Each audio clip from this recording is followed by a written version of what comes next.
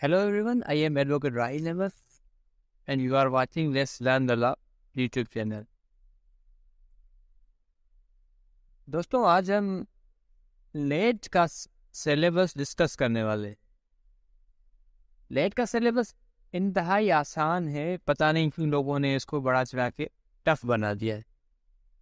Late के syllabus में चंद चीज़ें दी गई हैं जो कैटेगरीज में डिवाइडेड हैं। अगर हम उनको आसानी से खोल के समझें तो बिल्कुल पढ़ने में आसान हो जाएंगी।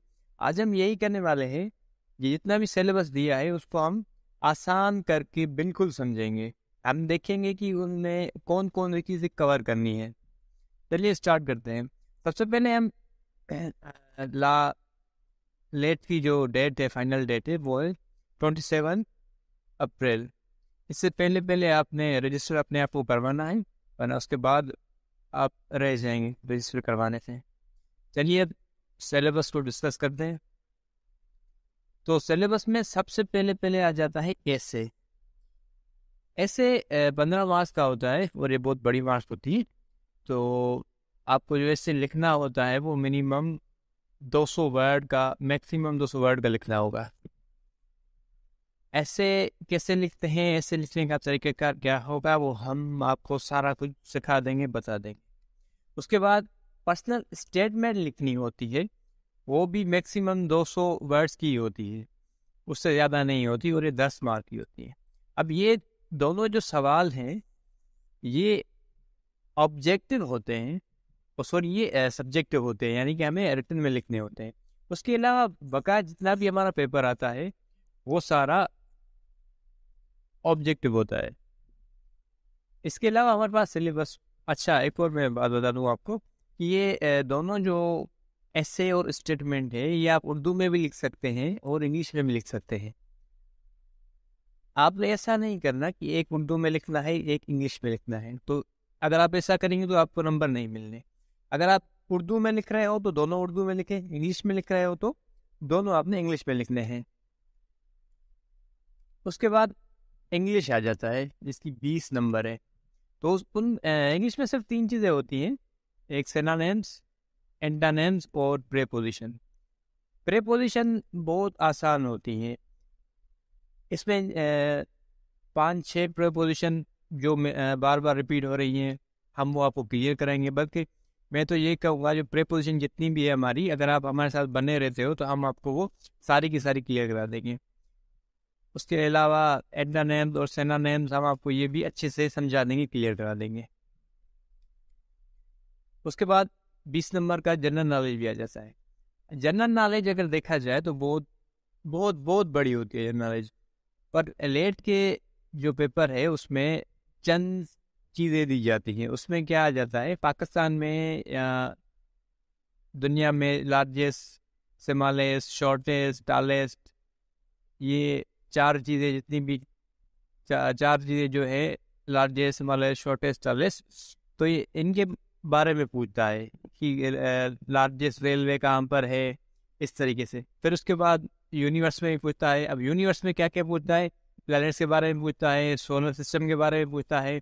और उसके बाद फिर ये जनरल नॉलेज में करेंसी के बारे में भी पूछता है कि रियाल कहाँ की करेंसी है, दिनार कहाँ की करेंसी है। और उसके बाद कैपिटल भी पूछ लेता है कभी कभार कि फलां कैपिटल कहाँ का है, इस्लामाबाद कैपिटल कहाँ का है।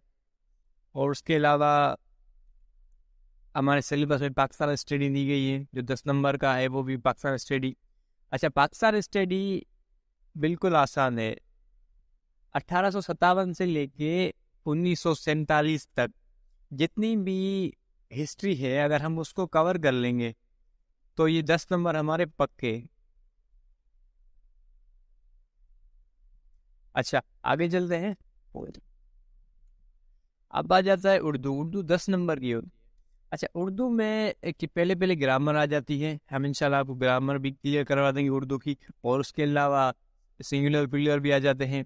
सिंगुलर प्लूरल के अलावा मस्कुलिन और फेमिनिन आ जाते हैं। ये 3 चीज़ें उर्दू में आती हैं जो 10 नंबर हमें दे जाती हैं।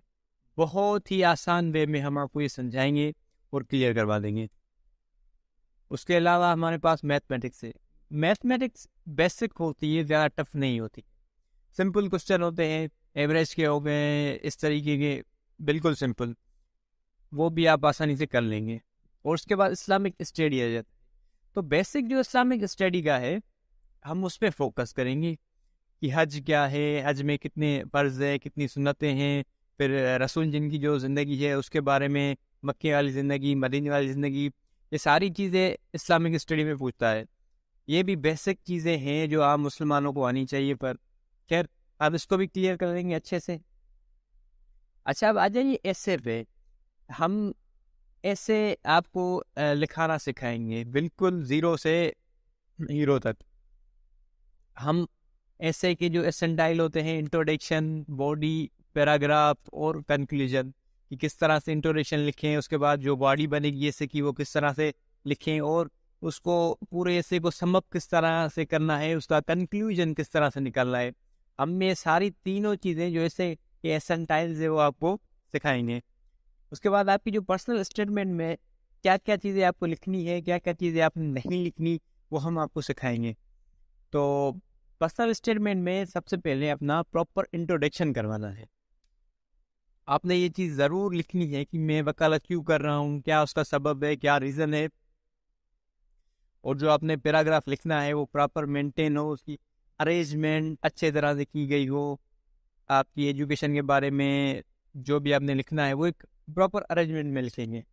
اور اس کے بعد ایک پراپر باڈی بنے گی اس اسٹیٹمنٹ کی، اوپر سے لے کے نیچے تک، کہ ہم اس لیے وکالت کر رہے ہیں، وکالت کرنا چاہتے ہیں، جو بھی واٹ ایور آپ کا ایم ہے وہ سارا کچھ اسٹیپ بائی اسٹیپ لکھنا ہے.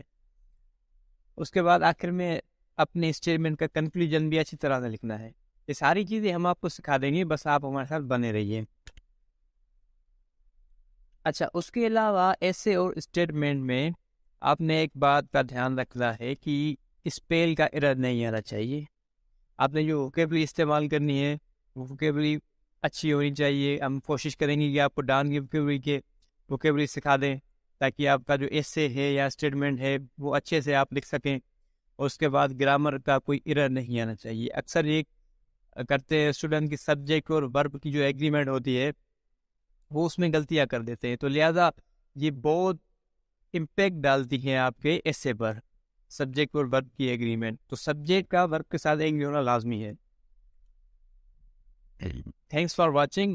ہمارے ساتھ بنے رہیے، انشاءاللہ ہم آپ کو پورا لیٹ کا سلیبس کلیئر کروائیں گے. Thank you very much.